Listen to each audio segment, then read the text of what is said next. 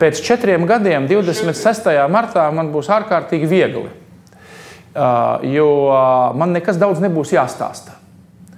Un, ja tev nav daudz to labo darbu, tad tev ir jāiztērē simti tūkstoši un miljoni, lai stāstītu par labiem darbiem un stāstītu, ka netīrs sniegs ir balts un Rīga ir tīra un nākamajā sasaukumā būs tāpat. Pēc 4 gadiem būs tā, kā mana mamma saka, ko tu labu lielīsi. Ot visi tāpatās zinās un redzēs rezultātu. Un tam rezultātam ir jābūt acīm redzamam un var 4 gadu laikā panākt acīm redzamus rezultātus visiem. Un tās ir vienkāršas lietas par sabiedrisko transportu, par braukšanu bez maksas sabiedriskajā transportā.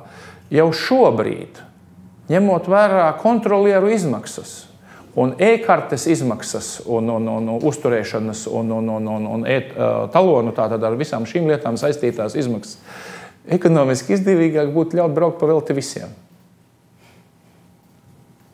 Un tas būtu zaļi, jo šobrīd ļoti daudzi cilvēki nebrauc ar sabiedrisko transportu tikai tāpēc, ka viņi nezina, kā tas funkcionē.